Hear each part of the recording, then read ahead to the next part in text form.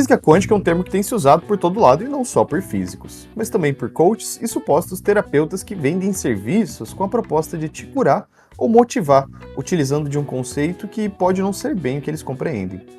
No episódio de hoje, convidamos um especialista em física quântica para falar um pouco disso com a gente, Henrique Ghisoni, doutor em física pela Universidade Federal do Paraná e curioso profissional nas palavras dele.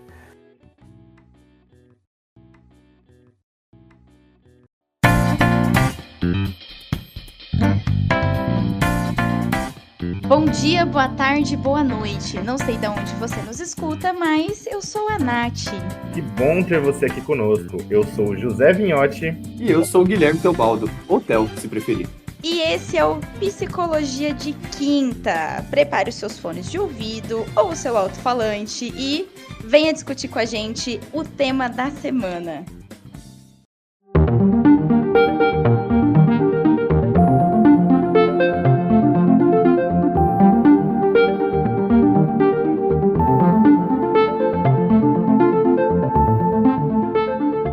Só falando um pouquinho sobre o Henrique, né? Ele é licenciado em Física pela UEM, mestre em Física pela Universidade do Estado de Santa Catarina e doutor em Física Quântica pela Universidade Federal do Paraná. E aí, Henrique, fala um pouquinho mais pra gente de você, né? O que é esse negócio de Física Quântica e o que você exatamente estuda? Bom, primeiramente, gostaria de agradecer o convite, um prazer estar aqui na Psicologia de Quinta, com o Guilherme, com o José.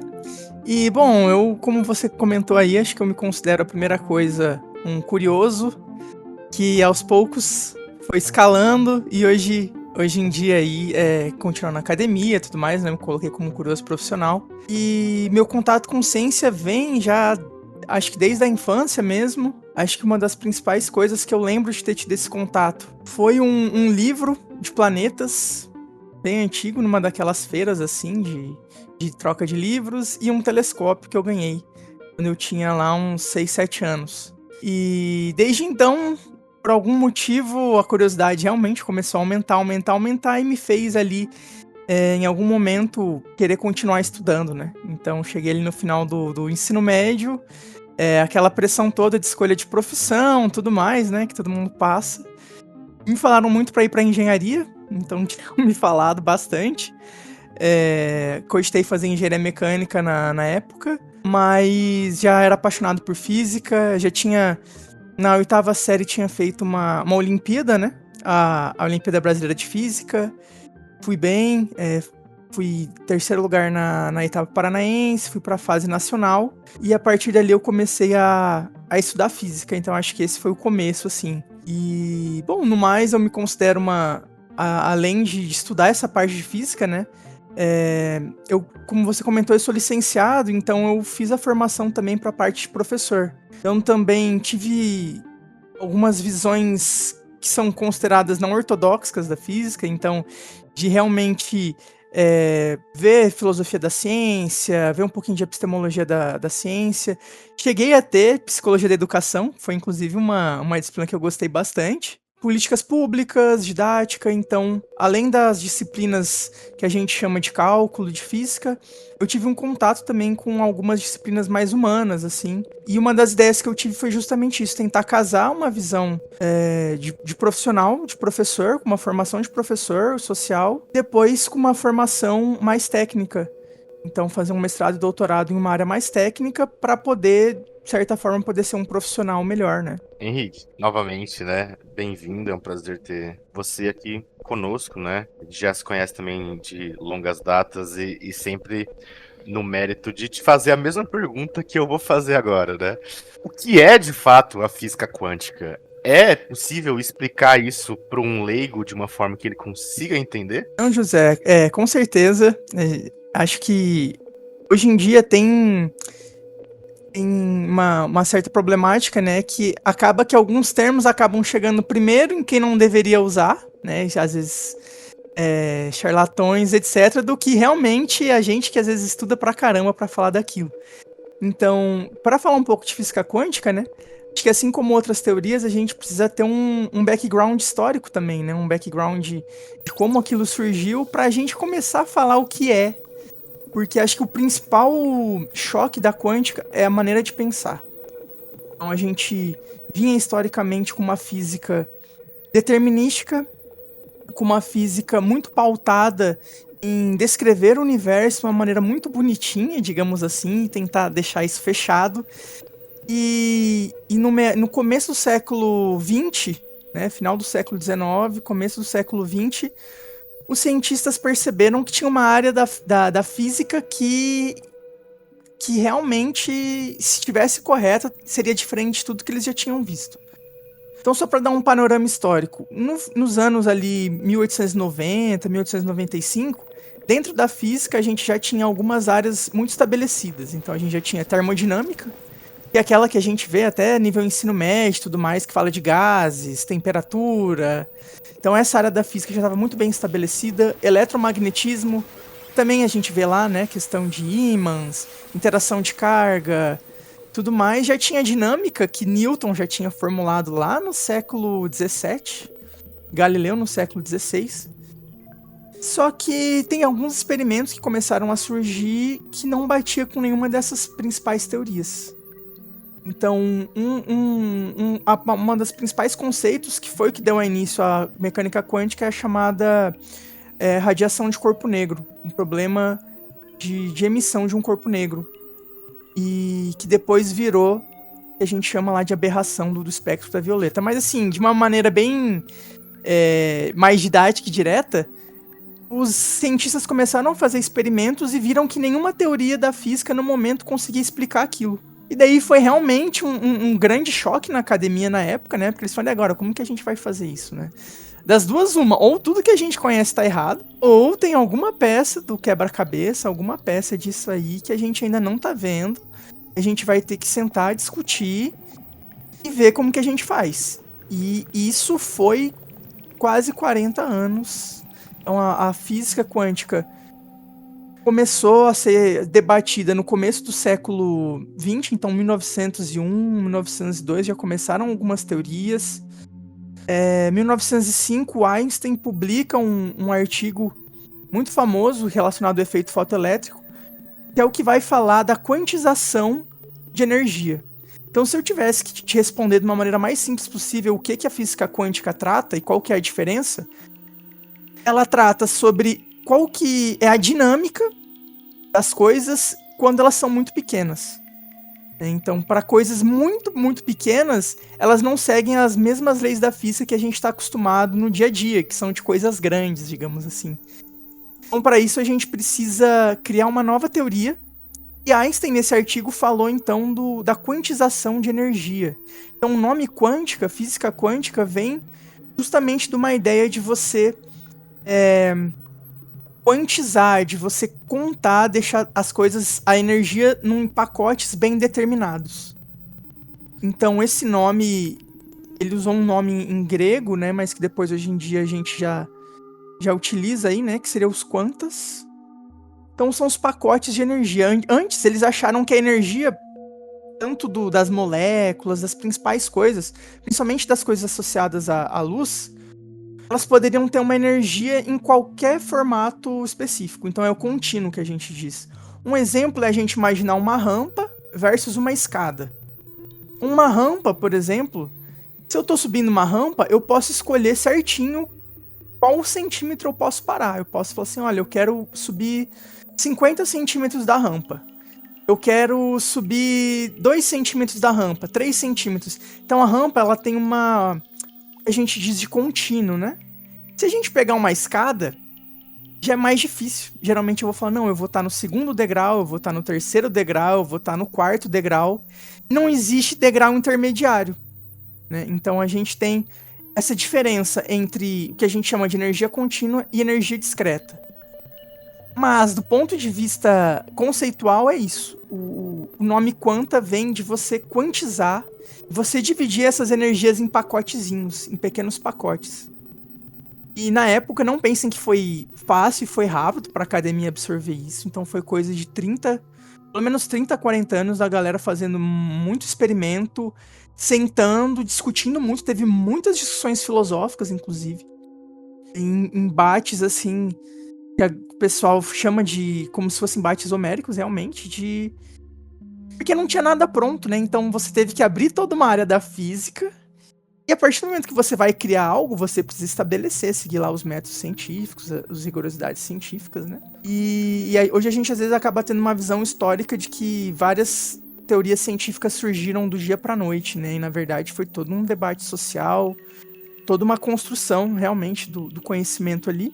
E o mais legal é que a física quântica está presente em diversas coisas que às vezes a gente não percebe. Então, por exemplo, o aparelho de raio-x, quando você vai fazer um raio-x, você tem ali o que faz o efeito de raio-x é um efeito quântico, né?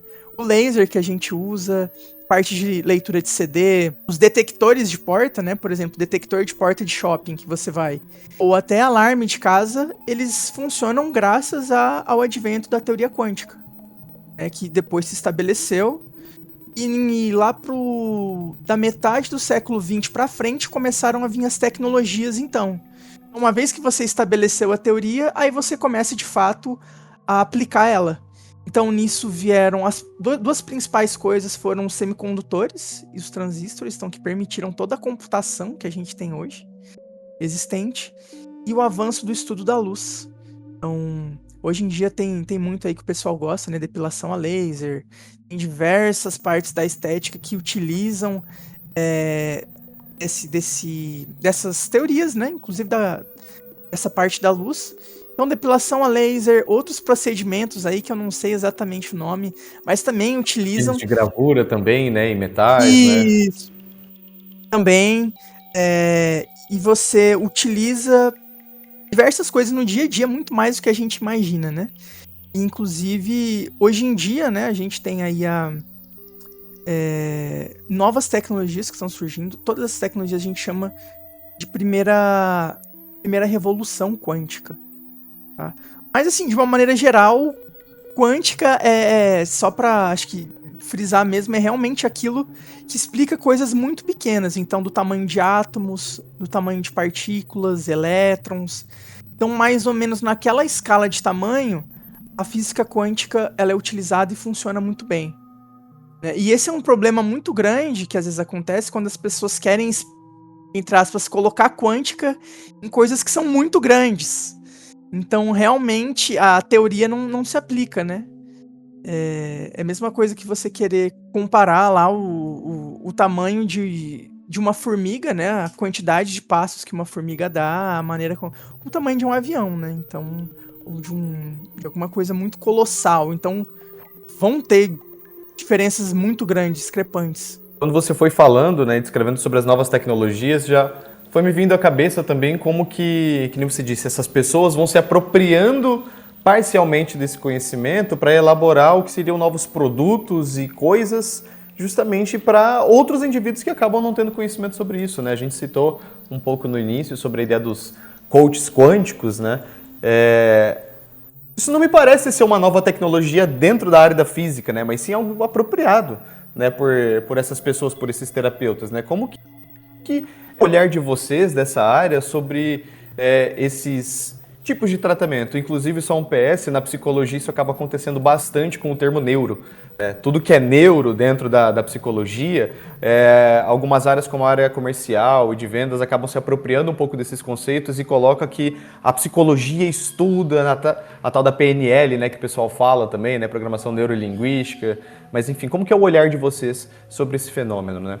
Então, o nosso olhar é realmente de revolta, né? Então, realmente causa uma revolta, todo um sentimento que a gente, igual eu comentei, às vezes a gente estuda por 5, 10 anos uma teoria e mesmo assim a gente continua falando, cara, ainda não sei tudo, ainda preciso estudar muito. E você vê pessoas que, entre aspas, se intitulam de conhecedores daquilo, e a pessoa, pior do que isso, né? Ela tenta utilizar daquele conceito para deturpar totalmente o viés científico. Então,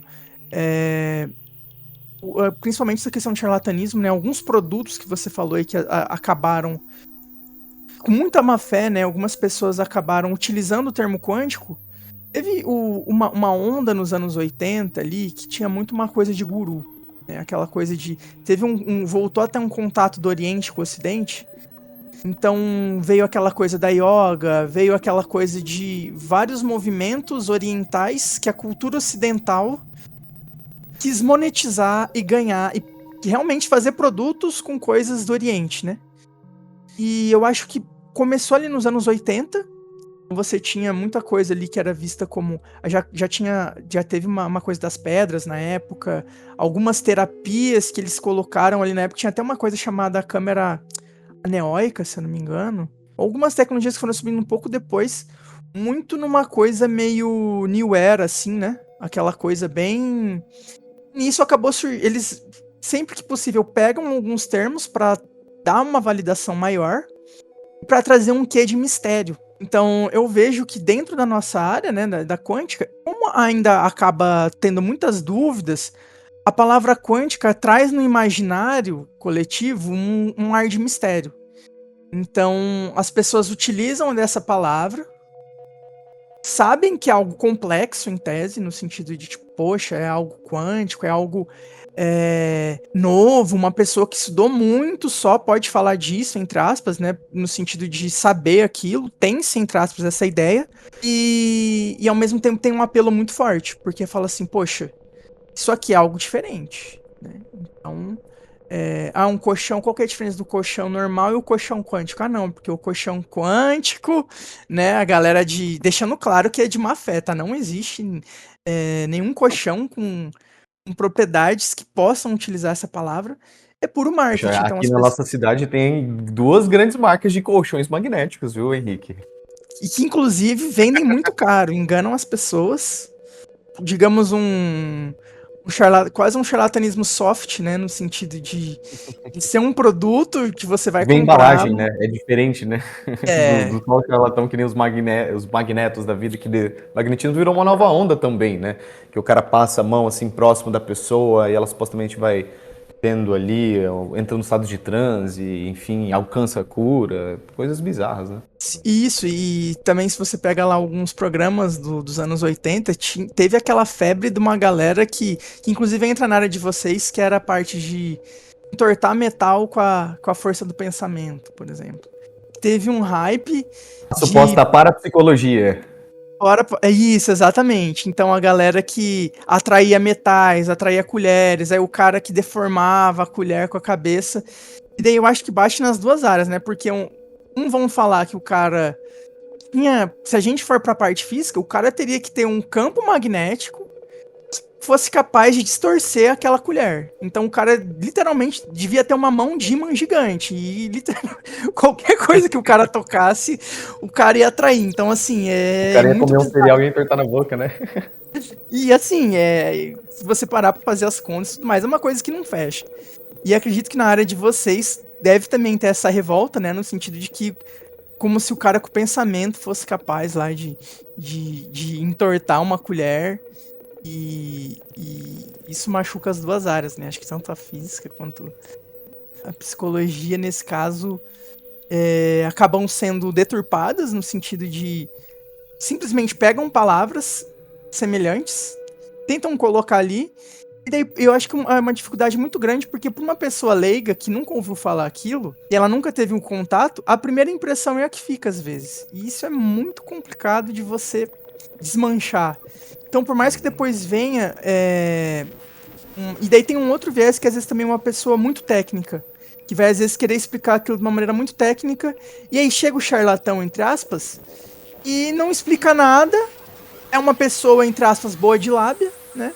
E é relações humanas. Então o cara vai chegar ali, ele não vai explicar nada, ele só vai enrolar, mas vai começar a falar que de alguma maneira aquilo vai trazer coisas boas pra pessoa. Não, porque isso aqui vai te deixar assim, vai te deixar assado, você tem dor nas costas, não vai ter mais. Se você tem problema de esquecimento, toma certo medicamento, toma água magnetizada, toma isso, toma aquilo. E daí traz uma outra coisa que é a questão dos conselhos também, né? De como os conselhos da profissão precisam, às vezes, se impor e falar sobre isso, né?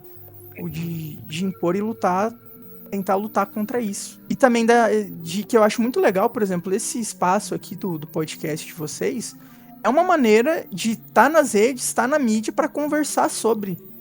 Então é muito importante você ter conversas e ter disseminação para que isso comece a ficar cada vez mais popular e normal.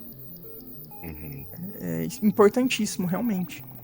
E o coach quântico, ele, na verdade, ele faz uma coisa muito louvável, né? Que é aproximar duas áreas inicialmente muito distantes, que é a física e a psicologia, para odiarem ele, né? Ambas as áreas odeiam ele, né? Ele consegue fazer uma proeza de fazer duas áreas muito distantes unirem as mãos em prol de um inimigo em comum, né? E isso acaba batendo muito também, né, Henrique? A questão do charlatanismo, do enganar, né, através de informações difusas e etc. E um problema histórico que a gente tem no mundo, mas eu acho que no Brasil ainda mais, né? Que é um certo desconhecimento, né? Analfabetismo científico da população de não entender muito bem as coisas, não saber aonde buscar se aquilo de fato é ou não é, né? E a primeira pessoa bem vestida que aparece falando bem sobre alguma coisa parece muito crível, né? E nós, né, enquanto cientistas, digamos assim, a gente também encontra muita dificuldade em fazer essa divulgação, né, do que realmente é ciência. Você tinha um canal também, né, que falava sobre ciência, que era o Ciência em Si, muito bacana, e, e a gente acaba encontrando muitas dificuldades, né, de fazer isso. Como que você enxerga essa questão de como a gente poderia superar essa dificuldade da divulgação científica? Como que a gente poderia informar, de certa forma, um pouco mais essa população? Você crê que é um trabalho mais de base e daqui a alguns anos colheremos frutos? Ou que é algo que a gente pode começar agora também? Eu acho que tem que ser um conjunto de medidas, assim, que façam com que tanta população tenha um interesse maior por consumir ciência. Eu acho que, assim, na era do algoritmo que a gente vive, a gente ainda tem mais essa... Sim, dá pra usar a favor, só que a gente também, infelizmente, acaba tendo, na grande maioria, algo contra, né? Porque, de maneira geral, a gente tem que, atualmente, né, os conteúdos relacionados à ciência ainda deixam muito a desejar comparado com outras classes de consumo, né? E a gente tem, inclusive, uma das coisas que eu gostaria até que eu achei muito bacana, que eu acho que foi muito legal de furar a bolha, foi, por exemplo, o Serjão dos Foguetes. Que foi o Serjão, que ele é geofísico, formado em geofísica, mas começou a aparecer nas redes, né? Muitos falando da parte de astronomia, de parte de astrofísica, e realmente com um papo, assim, bem diferente, né? Os marombeiros, né? Depois foi pro Projeto Maromba, né? Lá com o pessoal com o Cariani e tudo mais. E eu acho que ali foi um momento que eu percebi que dá pra furar a bolha. Então, assim, mas foi muito interessante porque ver um cientista com status de um popstar, digamos assim, era algo que eu não lembrava de ter visto. Pelo menos da parte da física. E eu acho que foi muito legal porque foi a primeira vez que, de alguma maneira, não a primeira, né, mas acho que pelo menos no Brasil, de uma maneira muito marcante, que o algoritmo começou a jogar para as pessoas cortes do Serjão e cortes de conteúdos de ciência, porque de alguma maneira ele virou referência para o algoritmo. Então, eu acho que a ideia é ocupar os espaços, então realmente gravar vídeo e tudo mais. Só que, como você comentou, eu acho que não é uma corrida de curta distância, é uma corrida ali de média, longa duração. Então, tem alguns canais que eu acompanho de divulgação científica desde 2018, 2019. Eu nunca vi um cientista, por exemplo, que são duas cientistas, né? Que, inclusive, uma delas, se não me engano, fez mestrado na UEM. Falam bastante sobre a parte de biologia. E agora, 4 anos depois, que elas foram realmente ganhar mídia, assim. Tem a Bibi Bailas também, que fala ela também sobre física. Tem o Pedro Loz, né? Que também foi um dos que furou a bolha no sentido de física e tudo mais. Até o próprio Iberê, que é jornalista, É né, por vanguarda. formação, e que virou meme, inclusive, né, da galera, de como ele realmente conseguia fazer Como muitas montar coisas. um submarino pra ultrapassar a fronteira, né? Exato, e eu acho que assim, eu acho que é um pouco disso. Infelizmente, a gente demora um pouco mais pra engajar. Porém, o canal Sense em Si, né, que eu comecei na época do doutorado, infelizmente a gente teve que pausar por um tempo, principalmente pelas dificuldades que você perguntou, foi relacionada à edição que a gente encontrou. Então a gente fazia vídeos semanais, a gente estava também com conteúdos ali no TikTok e tudo mais, mas pra gente, na época, os três, eu, o Hugo e a Kaori estávamos no doutorado, o Pedro estava no mestrado, e a gente tinha ainda um volume de muita coisa para fazer, e a gente conseguia gravar, montar roteiro e tudo mais, só que a grande dificuldade nossa era a edição. Então a gente sentia que... daí teve um amigo meu que mexia com essa parte de edição, ajudou a gente por um tempo, mas depois também começou a ter uma demanda muito grande de trabalho dele e ele acabou não conseguindo mais ajudar. E a gente ainda não estava monetizado, né? A gente não tinha dinheiro para conseguir colocar ali naquele momento uma edição. Mas assim, foi muito legal do ponto de vista de ver. Às vezes a gente também tem muito uma ideia de tipo assim, não, eu preciso que o meu canal tenha 1 milhão de inscritos, tenha. O maior choque foi quando eu vi pessoas das nossas bolhas conversando sobre ciência. Eu acho que isso já foi um início muito legal, assim, de ver pessoas que eu jamais imaginava, amizades que eu jamais imaginava. O cara vinha me perguntar e falar, cara, gostei muito do seu vídeo e tal, você falou sobre isso, aquilo. Pessoas, assim, que eu achei que, a princípio, não gostavam de ciência, porque disse que no ensino médio não gostava de física, não gostava de ciências, e o cara adorava divulgação científica. Então daí tem um outro erro, que é o erro de como às vezes a escola e o ensino médio atualmente, toda a estrutura escolar, acaba fazendo com que ao invés do aluno se interessar, isso é assim, é uma crítica a toda realmente um projeto que a gente tem do massacre de educação e tudo mais. Sim, é muito mais profundo isso, né? Mas eu acho que a gente tem que tomar muito cuidado porque acaba que a escola acaba desincentivando um aluno extremamente curioso, um aluno que seria um ótimo cientista, um ótimo pesquisador, porque ele não foi direcionado de uma maneira legal, seja pelo professor, seja até pelo algoritmo hoje em dia, pelo que a gente tem.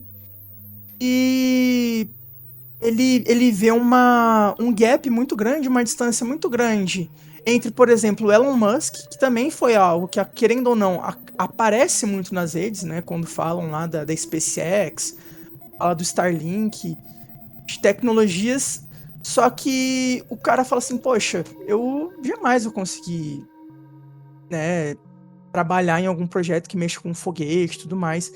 Só que às vezes ele falta esse diálogo de talvez alguém direcionar ele e falar, não, beleza, você não vai trabalhar num projeto de um foguete, mas olha aqui, tem essa área, ou olha só, vê isso. E daí também vai as questões de políticas públicas, então ter mais museus, ter mais feiras, mais incentivo de maneira geral à ciência. Porque se a gente for comparar o Brasil de maneira geral com outros países no quesito de investimento à ciência, o Brasil ainda fica muito a desejar. E pior do que isso, ou seja, você tem um baixo investimento e quem você forma acaba saindo do país. Então a gente acaba tendo a fuga de cérebros. Então, muitas pessoas que fizeram toda essa jornada acadêmica, a gente fala de fazer, ou seja, você faz uma graduação numa instituição pública, faz mestrado numa instituição pública, doutorado numa instituição pública. E esse profissional acaba não ficando no Brasil. Muitas vezes ele vai fazer um pós-doutorado fora, vai para a Ásia, vai para a Europa, vai para os Estados Unidos. E quem formou foi com a verba do governo. Então, assim, é uma falta de política de você incentivar, formar e não tem mercado. A gente tem essa outra problemática de que eu acho que a gente tem que ter um investimento. Eu vou ter que dar um exemplo aqui, né, que eu gosto muito de citar da China. que foi uma maratona no sentido deles terem um projeto de investimento de 30, 40 anos de educação, ciência, tecnologia, mas muito pensando no tipo assim, beleza, eu vou começar agora, né? E o José perguntou, né? A gente pode começar agora? Pode e deve. Só que eu acho que a gente tem que ter um planejamento assim, agora, para daqui 5 anos, para daqui 10, daqui 20. Eles esquematizaram, pensaram literalmente em gerações. Então, a geração de agora vai trabalhar em tal área. Enquanto isso, as crianças que entrarem no ensino fundamental agora já vão estar em contato com isso de ciência, isso de história, de tudo. Para daqui 10 anos, quando essas crianças forem fazer uma graduação, elas já terem uma base muito forte e conseguirem acompanhar a ciência atual.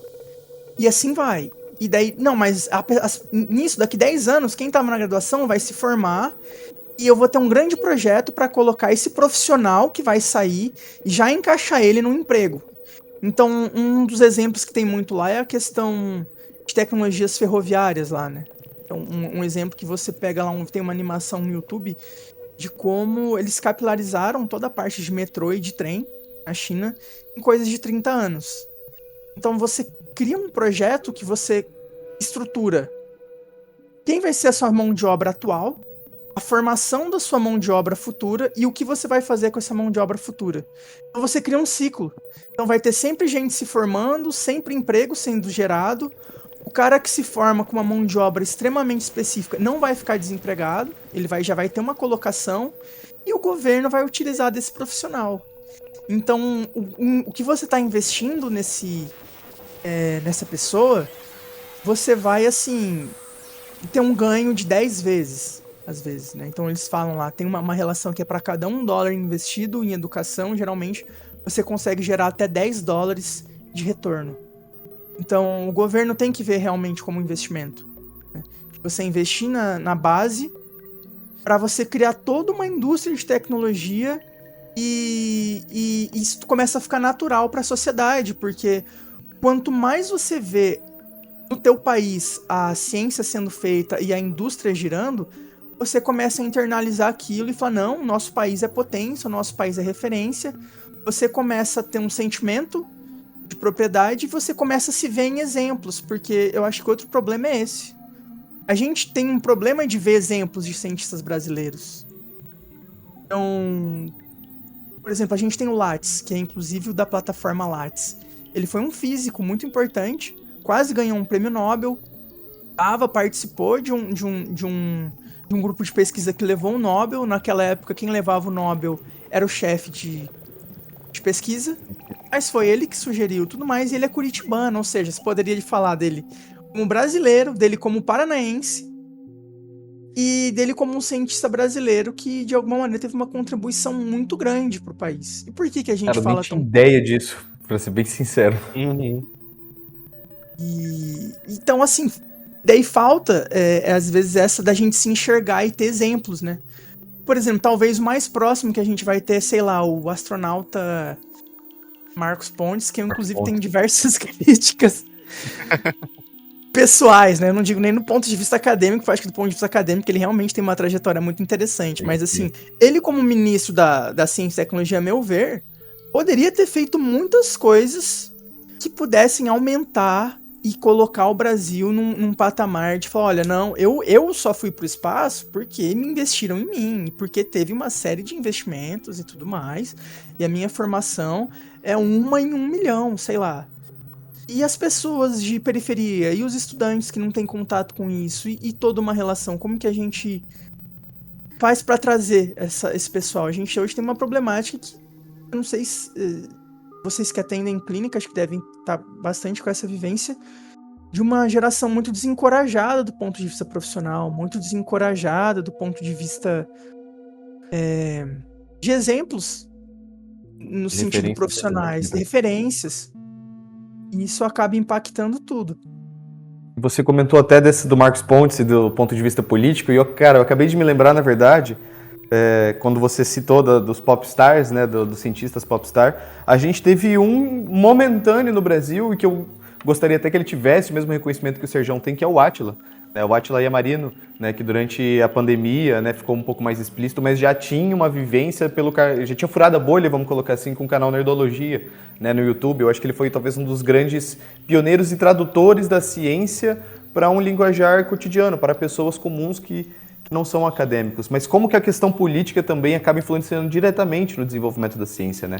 Porque por meio de um certo negacionismo na época da pandemia, em vez de ser visto como uma referência, né, já que ele é doutor em microbiologia, ele foi, digamos assim, muito negado por esse outro lado, né, que inclusive alguns são dessa bolha também que hoje apoiam, né, o Sérgio Sacani, né, de apoiar, entender, mas naquele sentido não, porque justamente envolvia uma pauta também política, né, pelo menos aos olhos de algumas pessoas, sendo que deveria, obviamente, ser uma pauta de saúde pública, né.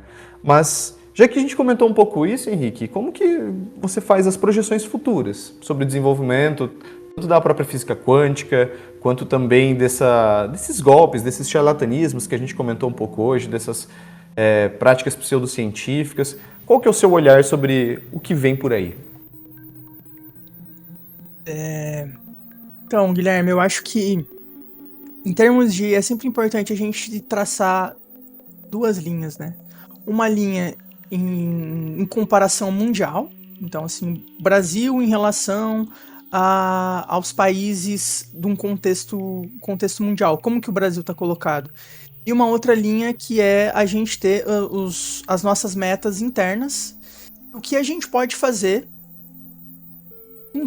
com todas as questões, todos os problemas que a gente tem. Então, a minha perspectiva do ponto de vista do mercado de quântica, né, que é atualmente o que eu estou inserido, então, atualmente eu estou fazendo uma especialização em comunicação quântica no Senai Cimatec e foi escolhido para ser um centro de competência de tecnologias quânticas. E por que isso é considerado um marco, né? Porque até então, nós estamos no ano de 2024, até o final do ano passado, o Brasil ainda não estava no mapa de investimento de tecnologias quânticas.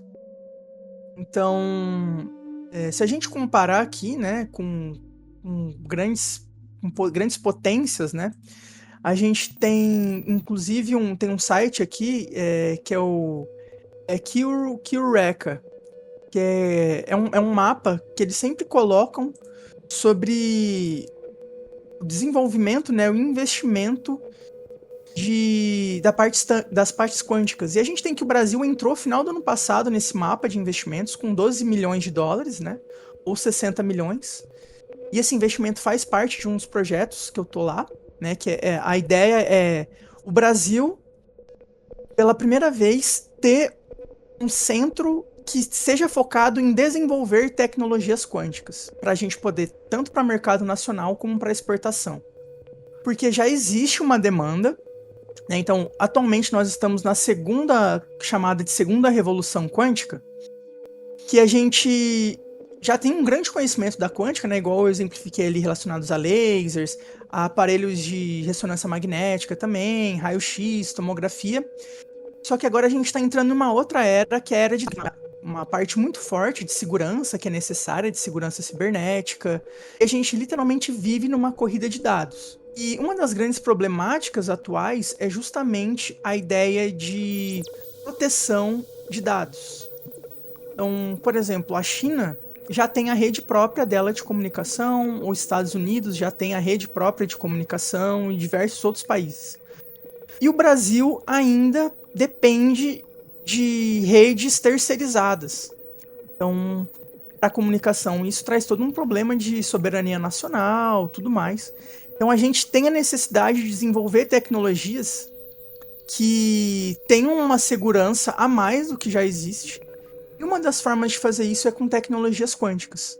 Então, lá nesse projeto Senai Cimatec, a gente está estudando atualmente parte de criptografia quântica, né? Protocolos que a ideia é você utilizar a quântica e de maneiras, principalmente da luz especificamente, né? Acho que a luz é uma das principais entes que a gente chama. É muito fácil de você extrair propriedades quânticas dela e utilizar essas propriedades para poder gerar senhas mais seguras, poder gerar sites mais seguros, protocolos de maneira geral mais seguros. Então esse é o primeiro investimento que o Ministério da Ciência e Tecnologia escolheu, essa é a primeira frente que ele escolheu, que é uma questão de soberania nacional, né? Então a gente precisa ter uma segurança na nossa comunicação. E o Brasil tem um outro investimento que ele quer ter, que é na comunicações quânticas em geral, que é poder investir também em sensores quânticos e em computação quântica. Então, os sensores quânticos, apesar do nome, né? Aí realmente pode utilizar quântico no nome, não tem nada a ver lá com o colchão. Nesse caso, Inclusive, pessoal, só reiterando, comunicação quântica não é ideia para nome de palestra para falar sobre comunicação empresarial. Tá?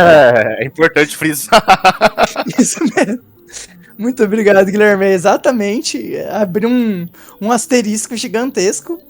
A palavra vem de... A gente tem a comunicação clássica, né? Que é o que utiliza telefone, internet, satélite. Então, todas as comunicações clássicas utilizam aí cabos, ondas, e você tem uma limitação, né? Então, a própria computação faz parte da comunicação clássica, né? E daí tem uma nova frente agora, que é a comunicação quântica, que então é a maneira de você poder enviar mensagens, né? Para duas pessoas poderem se comunicar, né? Ou conseguir fazer uma mensagem chegar aqui de uma ponta a outra de uma maneira ainda mais segura. Então, quando a gente abre no WhatsApp, a gente às vezes vê lá, criptografia de ponta a ponta. Ou se a gente clica lá num banco, a gente vê o token, né? Que tem, se você quiser fazer uma transação, às vezes tem o token e tudo mais. E tem uma grande problemática que, desde que os computadores quânticos começaram a surgir, então atualmente hoje a gente já tem um mercado de computação quântica que vem sendo investigada pelos gigantes da tecnologia. Então a gente tem Google, IBM, temos a Xanadu, temos a própria Microsoft também, e cada uma dessas empresas fez uma aposta em uma tecnologia quântica diferente de computação. E um dos grandes medos que surgem é de que quando os computadores quânticos forem bons o suficientes, eles seriam capazes de hackear todas as informações que a gente já tem, as informações clássicas. Então, nem mesmo com a tecnologia atual que a gente já tem, seria suficiente para você barrar um ataque de um computador quântico. Então, atualmente a gente ainda não tem esse desenvolvimento tecnológico. Acreditam-se que vai pelo menos de 2 décadas, 15 anos, mais ou menos, para você conseguir ter uma robustez realmente da computação quântica. Mas tem um medo muito grande. Então, principais mercados como bancos, como grandes data centers, não podem esperar a computação quântica avançar para você ter um antídoto. Então, nisso já vem se desenvolvendo a comunicação quântica, que é utilizar elementos que já existem de quântica para, de alguma maneira, tentar proteger essa tua comunicação. E essa é uma das maneiras que o Senai Cimatec colocou como linha de pesquisa. Então, já existe como você utilizar a luz, por exemplo, que é utilizar feixes de luz, um elemento óptico que a gente chama de beam splitter, para você poder gerar números realmente aleatórios, e a partir disso você incrementar um nível acima de segurança no teu sistema. Então a gente sabe que hoje, acho que pelo menos na nossa geração, muitas pessoas não usam mais cédula física. Acho que é muito raro alguém hoje utilizar o pagamento com cédula física de dinheiro, utilizar moeda, né? Eu acredito que o futuro é realmente você ter esses pagamentos via online, e a gente... Poxa, imagine se a gente só falar assim pra você, poxa, você juntou dinheiro a vida toda, pra amanhã algum hacker aparecer e, sei lá, sumir com o teu dinheiro, ou nem um hacker, mas o banco colapsar e ter um grande vazamento de dados. Então vazarem com o teu cartão, ou coisas piores. Hoje em dia a gente tem LGPD, a gente tem inteligência artificial, que também já cabe uma outra discussão especial, né? E então são tecnologias que a gente chama de disruptivas, e a tecnologia quântica atualmente está num mercado de mais de 40 bilhões. Então, só para a gente ter uma ideia. A China, atualmente, só nesse ano, investiu 15 bilhões de dólares. Só a China. Né? Então, aquele exemplo que eu dei ali da China como ser uma grande investidora, né? A China investiu 15 bilhões de dólares. O Canadá, 1 bilhão. Os Estados Unidos, 5 bilhões. Espanha, 60 milhões. França, 1,8 bilhões. A gente tem um mapa de investimento muito semelhante ao que eu vejo como uma corrida espacial. Esteve na época, mas na época a corrida espacial era entre 2 países. Agora a gente está tendo uma corrida espacial entre diversos países, porque ninguém quer ser hackeado. Imagina, nas guerras que a gente tem, se conseguissem interceptar a comunicação russa, por exemplo, você tem grandes privilégios de guerra, de estratégias de guerra, você tem privilégios de informações privilegiadas de investimento. Então, quem lida com bolsa de valores, se o cara conseguisse interceptar um canal, ele consegue ter informações sobre em qual lugar investir, em qual lugar não investir, qual empresa vai ser vendida. Então, a comunicação, nesse momento, precisa de um investimento muito grande e é uma das áreas que a quântica já está aplicada e já está presente. O termo de computação quântica ainda é um pouco distante, mas a comunicação já dá. Já temos empresas que implementam isso, ID Quantic, já temos Quintessence Labs, e o Senai quer fomentar as primeiras empresas brasileiras. Então eles estão com projetos de startups, de aceleradoras, para que o Brasil finalmente consiga ter empresas brasileiras de tecnologias quânticas e a gente consiga entrar nesse mercado. O que é extremamente necessário, né? A gente não depender de tecnologias de terceiros e a partir disso o Brasil se colocar. Mas novamente, não é uma maratona, não é algo de curta distância, e a gente acaba dependendo de investimento público. Porque se na próxima gestão cortarem isso, infelizmente é desencerrado. Se na próxima gestão pública, enfim. Então o Brasil tem que ter um comprometimento muito grande com isso e entender que o Brasil precisa também se distanciar dessa visão só de agro e começar a se impor de um ponto de vista tecnológico. Acho que é importante dizer isso, né? Principalmente quando a gente entrou naquele assunto da fuga de cérebros, né? Do nosso país. Porque, assim, o povo brasileiro é muito inteligente. O brasileiro, desde que ele nasce, ele aprende a resolver problemas de formas inusitadas, né? Então, somos bons cientistas, digamos assim, né? Achamos soluções para problemas que, às vezes, estão aí e ninguém acha, né? E a gente perde muito, né? E acaba sendo uma perca muitas vezes silenciosa, que as pessoas acabam não percebendo o quanto isso prejudica o desenvolvimento do país como um todo, né? Então, a gente falar sobre isso cada vez mais é muito importante, né? É claro que o Brasil, como um país de terceiro mundo, existem várias questões para a gente resolver, para a gente se preocupar. É quase que como apagar um incêndio em cada lugar ao mesmo tempo. Mas com certeza essa é uma questão que nos priva de nos desenvolver tal qual países de primeiro mundo, né? E aí que eu acho que traria uma boa força de tração para esse desenvolvimento do próprio país mesmo, né?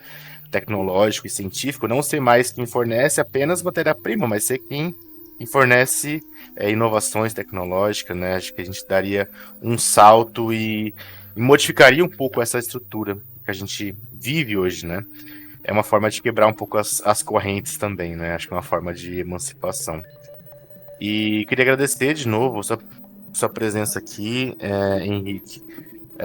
Acho que trazendo luz e clareza para esse tema que às vezes parece difícil, mas quando você vai explicando assim, a gente vai entendendo muito tranquilamente, né? Para dizer de novo um basta para os coaches quânticos e picaretas de plantão aí do mercado, né? E é uma forma também de as pessoas entendendo um pouco mais sobre o que é física quântica, não cair no papo dessa galera, né?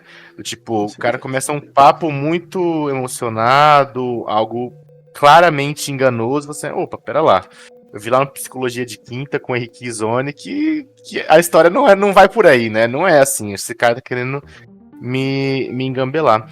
Então, muito obrigado pela participação hoje. O episódio de hoje foi extremamente rico, né? A gente adora dialogar temas diversos, sair de dentro da psicologia um pouco, né? E expandir esse debate, principalmente como a gente fez hoje aqui sobre ciência, é algo muito, muito rico, né? Então, muito obrigado por ter vindo hoje. E fica o convite, né, para próximos episódios, né, que a gente comentou sobre inteligências artificiais, etc. Vamos mexer esse doce aí. Muito obrigado, José. Agradecer a todo o Grupo Kinesis e por esse convite para o Psicologia de Quinta. E gostaria, inclusive, de deixar aqui uma referência, né, de um livro chamado História da Teoria Quântica, A Dualidade Onda-Partícula, de Einstein a de Broglie, que é um livro do Roberto de Andrade Martins, que é um historiador da ciência excelente. E para quem tiver mais curiosidade do desdobramento histórico, né, eu acabei falando bem por cima aqui. E no mais, também, se alguém quiser via e-mail, tiver qualquer dúvida, Ghisoni, GHIZONI, @gmail.com, podem mandar lá, quiser conversar, bater um papo. Também tô no Instagram, nas redes sociais, também como Henrique Ghisoni. E um prazer muito grande poder, inclusive, juntos batermos nos coaches quânticos, né, entre aspas, juntos contra o charlatanismo. E parabenizar mais uma vez essa iniciativa de vocês. Eu acho que é excelente e muito necessária para esse diálogo da gente ir aos poucos furando as bolhas, né? Começa com um primo, com um tio, daqui a pouco aquele tio que já falava uma coisa já não tá falando mais, já tá repensando sobre algumas coisas, e o alcance vai aumentando. E é isso, um grande prazer. Me coloco à disposição, sim, para próximos episódios. E é isso, muito obrigado, José, Guilherme, uma grande satisfação.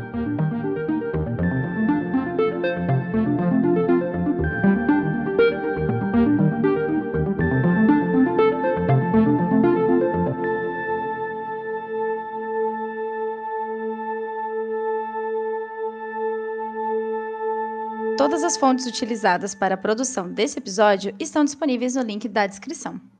O Psicologia de Quinta é uma produção do Espaço Kinesis Psicologia. Novos episódios todas as quintas. Entre em movimento com a gente!